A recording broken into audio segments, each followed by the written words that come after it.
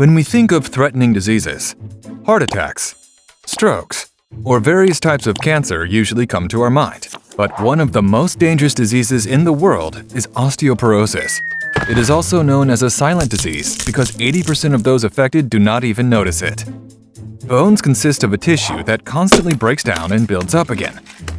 Unfortunately, the bone tissue of people who suffer from osteoporosis can no longer be replaced, so the bones become porous and unstable. There are several reasons for this. From the age of 50, the risk of bone loss increases. 1 in 3 women and 1 in 5 men suffer a bone fracture caused by osteoporosis. Overall, 22% of all women and 20% of all men suffer from osteoporosis, which makes joint replacement surgery necessary. Women's bone density decreases because female hormones can also change due to glandular problems, the removal of ovaries, or menopause.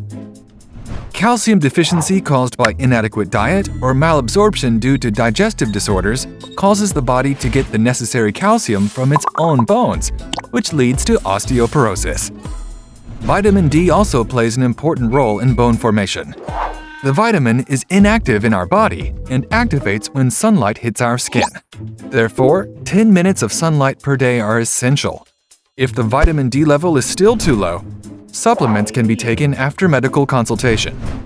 Drinking alcohol and smoking cigarettes can also lead to osteoporosis, as this has a negative effect on bone-forming cells. Inactivity and low movement in everyday life or at work can increase the risk of osteoporosis.